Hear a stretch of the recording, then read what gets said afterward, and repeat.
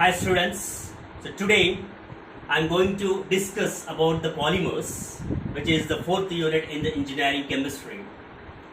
So in this particular video I am going to discuss the basics involved in the polymers unit and the classification of the polymers.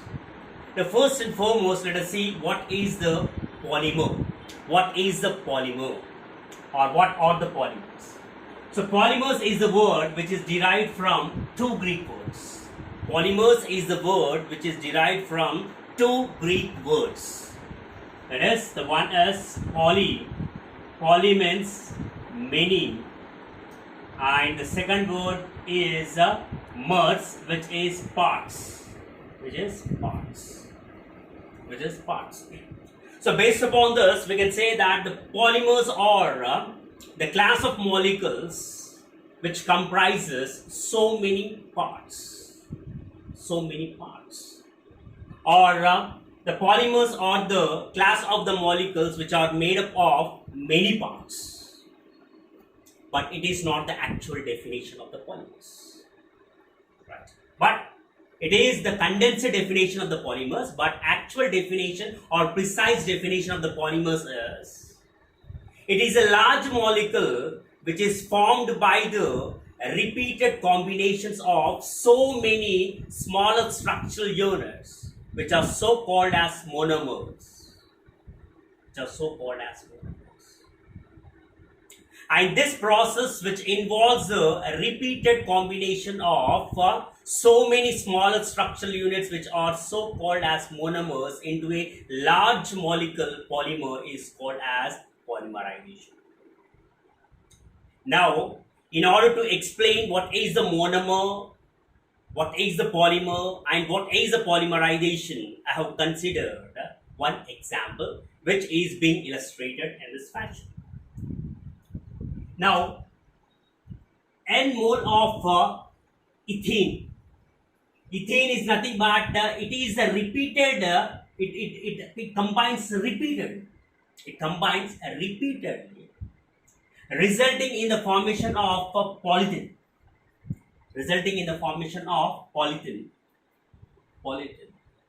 And this process, which involves the repeated combination of ethene, which is the monomer, resulting in the formation of the large molecule that is the polythene, which is the polymer, is called as polymerization.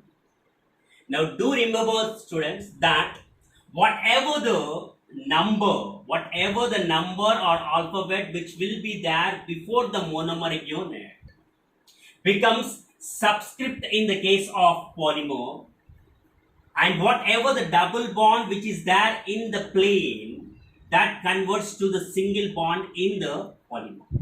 That becomes single bond in the polymer. So accordingly, the number was N before the monomer, which became the subscript in the polymer. And what was the double bond? There was the double bond in the monomer. That double bond has been converted into single bond in the polymer. So based upon this definition, the first term is the monomer. So what is monomer? The smallest structural unit which repeatedly combines and results in the formation of the large molecule polymer is called as monomer. And the second term is polymer. It is a large molecule which is formed by repeated combination of so many smaller structural units which are so called as monomers. And this process of repeated combination of so many smaller structural units which are so called as monomers into a large molecule which is called as polymer is called as polymerization. So these are the basic terms involved in the polymers unit. Now let us see the classification of the polymers. Now so many criteria are there in order to classify the polymers.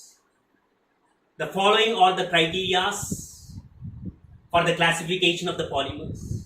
The one is based upon origin. The second one is based upon composition. Third one is based upon structure. Fourth one is based upon tacticity. Fifth one is based upon heat treatment. Sixth one is based upon polymerization, mechanism of polymerization. And seventh one is based upon functionality, based upon functionality. So these are the 7 criteria by which the polymers can be categorized into 7 categories, or by which the polymers can be classified into 7 classes. So first let us see the classification of polymers based upon the origin. Now based upon the origin, not only the polymers, any of the substance can be of 2 types. The one is natural and the second one is synthetic. Accordingly, based upon the origin from which the polymers have been originated, the polymers have been classified into 2 types. The one is natural polymer and synthetic polymer. Right? Natural polymers means the polymers which occurs naturally are called as natural polymers. Example of natural polymers include starch, cellulose, cotton, protein, nucleic acids, natural rubber, etc. which occurs naturally. Now coming to the synthetic polymers are man-made polymers which are being synthesized in the laboratory. The polymers which are being synthesized in the laboratory are called as synthetic polymers, and examples of the synthetic polymers are very wide. Wide range of synthetic polymers are there, which includes polythene, polyvinyl chloride, polystyrene, polytetrafluoroethylene, nylon 6,6 betylite, urea formaldehyde resin. So many examples we can give for the synthetic polymers because most of the polymers are being synthesized. So this is the classification based upon origin. Now, what is the next criteria, students? Based upon composition. So based upon composition, the polymers have been classified into 2 types. The one is homopolymer and the second one is copolymer. One is a homopolymer and the second one is copolymer. Homopolymer, the name itself, homo stands for same, right? Same. So the polymer which contains the same type of monomeric unit, or the polymer which contains only one type of monomeric unit, is called as homopolymer. Let us say that X is the monomer, and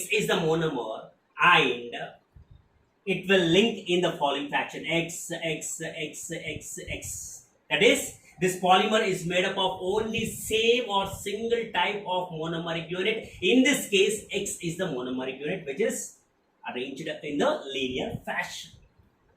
And examples of the homopolymer is polyethylene, right? Polyethylene. And what is the monomer present in only monomer, the single monomer present in the polyethylene? Ethylene. Next, polyvinyl chloride. What is the only monomer present in the polyvinyl chloride? Vinyl chloride. The next is polystyrene. What is the single monomer unit present in the styrene? Only that is styrene, right? And what is the single monomer unit present in polytetrafluoroethylene? Tetrafluoroethylene. Now coming to the copolymer. So the polymer which is formed by the combination of 2 or more than 2 different types of monomeric units is called as copolymer. Copolymer.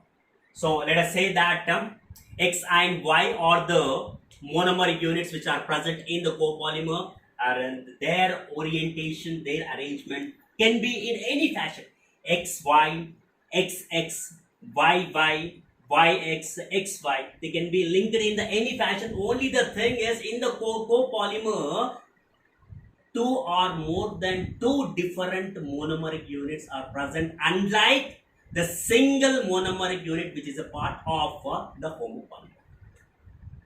So this is the classification of the polymer based upon the composition. So next criteria is based upon the structure. So based upon the structure, the polymers have been classified into 3 types. Polymers have been classified into 3 types. The one is linear, the second one is branched, and third one is cross-linked polymer. So linear, the polymer in which the monomeric units are arranged in the linear fashion. The monomeric units are arranged in the linear fashion. So if X is the monomer, the arrangement of the X monomer in the linear polymer will be in the linear fashion X, X, X, X, X. An example of the linear polymer is HDPE, which is high density polythene. HDPE, high density polythene. Next class of the polymer based upon the structure of the polymer is branched polymer. In the branched polymer, some of the monomer units are arranged in the linear fashion. Somewhere the branching takes place. So see, X, X, X, X. They are arranged in the linear fashion, and somewhere the branching took place. So it is branched polymer. An example of the branched polymer is low density polythene. Now coming to the third category of the polymers which are based upon the structure or cross-linked polymers. So these are the class of the polymers in which some of the monomer units are arranged in the linear fashion, and there will be the cross linkages between the adjacent monomeric chains. There will be the cross linkages between adjacent monomeric chains. Now see here, this is one monomeric chain, this is the second monomeric chain, and this is the third monomeric chain, and these are the adjacent monomeric chains, and these adjacent monomeric chains comprises the cross linkages.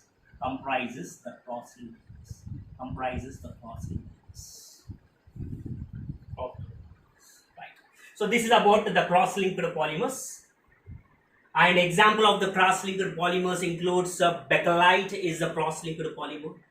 Urea formaldehyde, resin, melamine are the cross-linked polymers. And do remember that based upon the structure, the polymers have been classified into three types. So one is linear polymer, second one is branched polymer, and third one is cross-linked polymer. Among these three, the cross-linked polymer is strong and rigid. Now let us discuss why this particular cross-linked polymer is strong and rigid. First, let us see why it is rigid. This particular cross-linked polymer is rigid because whatever the cross linkages which are there between the two adjacent monomeric chains will not allow the free movement of the monomeric units. When there is no free movement of the monomeric units, definitely the structure will be rigid. And if the structure is rigid, definitely the strength associated with that structure will be maximum. So that is the reason cross-linked polymers are very strong and rigid when compared to linear and branched polymers. And do remember, student, among all the polymers, cross-linked polymers are very strong and rigid in nature due to the restriction of free movement of the monomeric units because of cross linkages present inside it. So the next one is based upon tacticity. So first and foremost, we have to discuss what is tacticity. Tacticity refers to the orientation of monomeric units in polymeric chain with respect to the main chain. Orientation of monomeric units in the polymeric chain with respect to main chain is called as tacticity.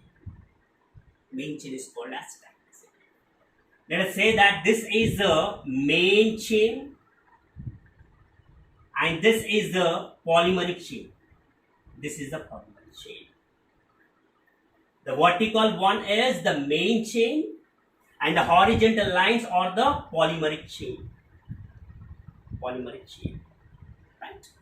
Now what is tacticity? Already I have explained. Now based upon the tacticity, the polymers have been classified into three types and I have arranged them in the alphabetical order.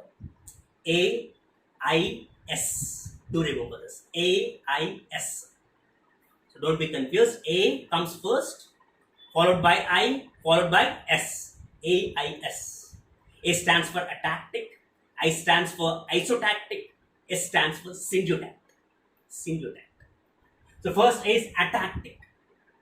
So based upon which criteria this classification has been made, students? Based upon the orientation of the monomeric units in the polymeric chain with respect to the main chain, right? Now, if the orientation of the monomeric units in the polymeric chain with respect to long chain is random, then that particular polymer comes under the category of atactic polymer. So see, let us say that R is the monomeric unit, and here R is there on the right side of the polymeric chain, left side of the polymeric chain, right side of the polymer. There is no proper orientation. So since there is no proper orientation of the monomeric units across the polymeric chain, we can say that these are randomly oriented. Since these are randomly oriented in the polymeric chain with respect to the main chain, this particular class of polymers comes under the category of atactic polymers. An example of atactic polymer is polystyrene. Next, coming to iso. Iso stands for same. The name itself suggests.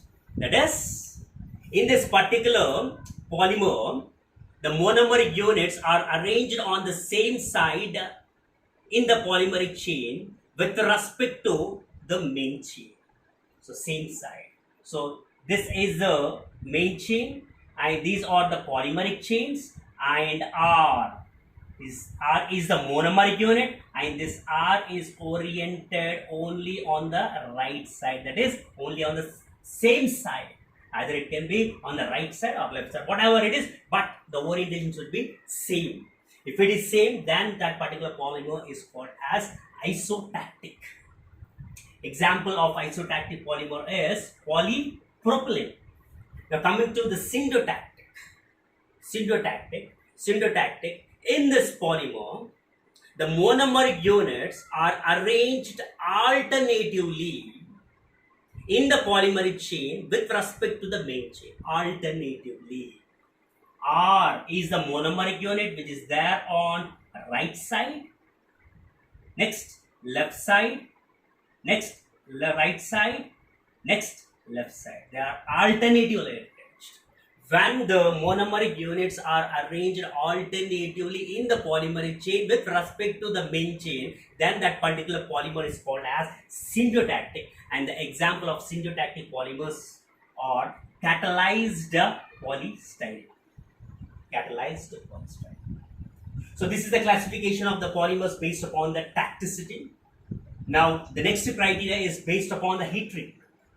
So based upon the heat treatment, the polymers can be classified into two types. The one is thermoplastic and the second one is thermosetting plastic. And thermosetting plastic is also called as thermoset. Thermoplastic and thermosetting plastic. Thermoplastic is not resistant to heat. Since it is not resistant to heat, it becomes soft upon heating. And stiff upon cooling. Such plastic which becomes soft upon heating and stiff upon cooling is called as thermoplastic. An example of the thermoplastics are polythene, polyvinyl chloride, polytetrafluoroethylene, etc. Now coming to thermosetting plastic. Thermosetting plastic is resistant to heat. Since it is resistant to heat, during the molding of the thermosetting plastic, it becomes hard. Once it becomes hard, it cannot be converted into soft. It cannot be softened with the help of heat treatment because it is resistant to heat. Okay, thermosetting plastic, as it is resistant to heat, it cannot become soft upon heating. Once it becomes hardened during the molding of this particular plastic.